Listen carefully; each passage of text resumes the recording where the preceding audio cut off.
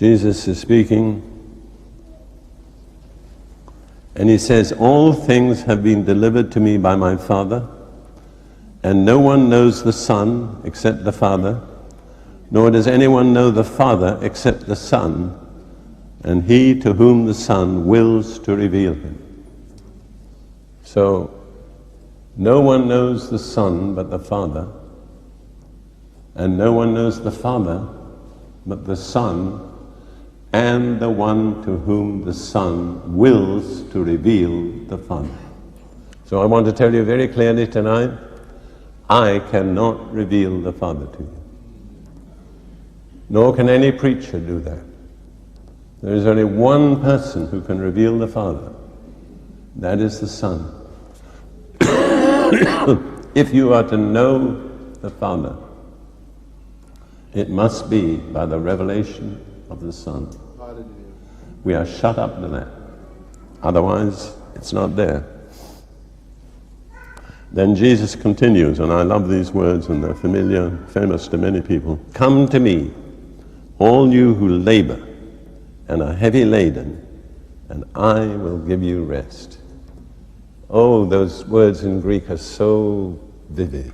All you who are carrying burdens, who are struggling, who find it hard going, who sometimes wonder if you'll ever make it through. Jesus says, "Come to me, and I will give you rest. Take my yoke upon you and learn from me, for I am gentle and lowly in heart, and you will find rest for your souls. For my yoke is easy and my burden is light." What was his yoke and his burden? To do the Father's will. It was his relationship with the Father. And he said, if you're struggling, if you're perplexed, if you're anxious, if you're frustrated, if you're not satisfied with the way your life is going, come to me, and I can reveal the Father to you. And that will be a life-changing revelation. It'll give you a new sense of belonging. It'll bring you into true rest. How many of you don't need to put your hands up or anything like that, but I just want to ask you, how many of you are really enjoying rest? There's not much rest in our contemporary culture. You could look there for it in vain.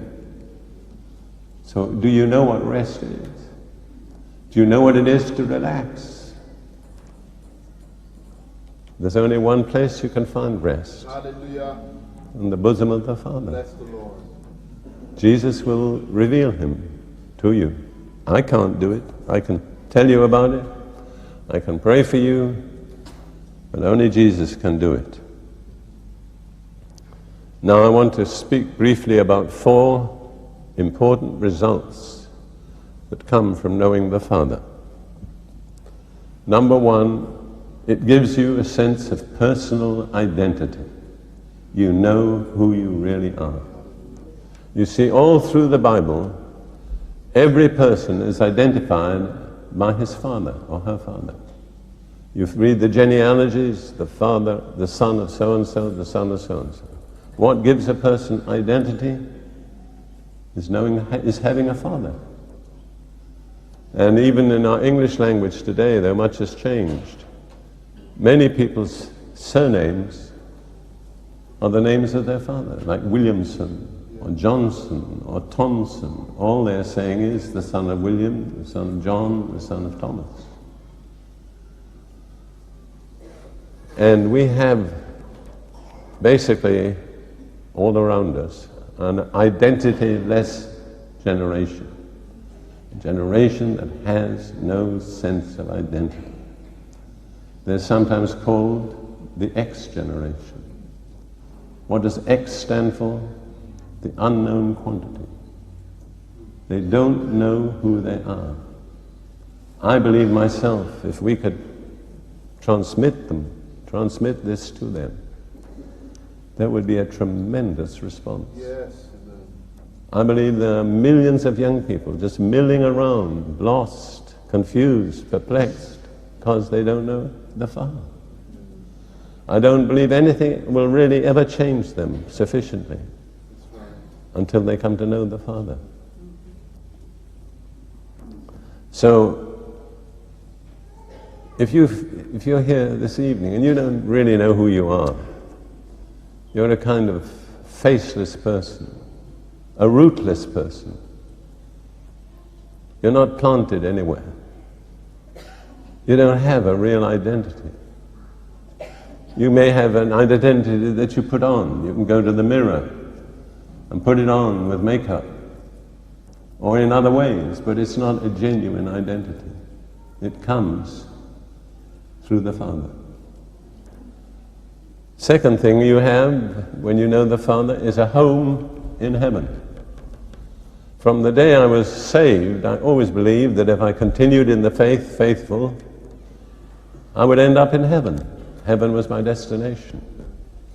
But I never thought about heaven as my home until I came to know the Father. You see, what makes a home is a Father. Yes. After I had this experience, I said to Ruth, I don't care whether you put up a tombstone over me after I die or not, but if you do put up a tombstone, I just want you to put 2 words: gone home. Hallelujah. I think of a precious Hawaiian sister that we knew that was there at this time when we were in Hawaii. She'd served the Lord faithfully many years. And she was dying of cancer, and the fellowship she belonged to made sure that there was always a sister by her bed every hour of every day. And she'd said to people quite often, she said, you know, I've never seen an angel. I'd love to see an angel. And then, as she was about to die, she sat up in the bed, stretched out her hands, and said, I see them. I see the angels. And the next moment, she was gone. The angels come to take her home. How do you expect to go home? There was a beggar outside a rich man's door in the time of Jesus. He was called Lazarus. And he was there, sick, full of sores, but he was a believer. The dogs came and licked his sores in compassion. And then it says, it came to pass that the beggar died and was carried by the angels into Abraham's bosom. And what impressed me was, it was not just an angel, it was the angels. I think one strong angel could easily have transported that emaciated frame. But God sent an escort of angels to that poor beggar lying in the street. It says of the rich man, he died, and being in hell, he lifted up his eyes. What a different destiny.